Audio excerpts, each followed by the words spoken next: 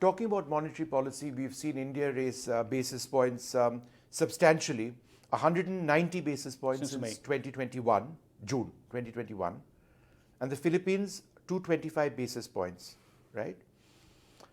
Is this the way to go forward? I mean, in the situation that countries like India find themselves in, do you believe that this is a rational and progressive strategy? I think it's very important for the simple reason that inflation, number Yes. one, runaway inflation is inimical to growth, macro stability, and so on. It's also the worst kind of tax on the poor. So we have to address inflation head on, and that's why monetary policy needs to be tightened. I mean, let's not forget that inflation 2021 in Asia was pretty muted. So central banks were not so much in a tightening mode.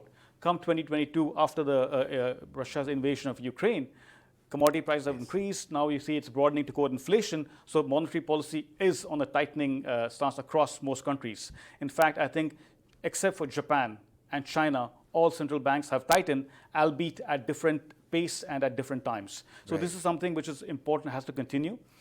Addition to that is fiscal policy. Now, you mentioned this, Vishnu, that a number of people are hurting because of the war and the impact on commodity prices. So it's important that we do everything possible to protect the vulnerable because they've been affected badly by price rise. But the question there is, how do you do that? And here we're saying that it's important for such support to be both targeted and temporary, so that it doesn't become a big burden on fiscal down the road, and also to the extent possible do it in a budget neutral way. So that because the other issue we can talk about is debt in this region has risen.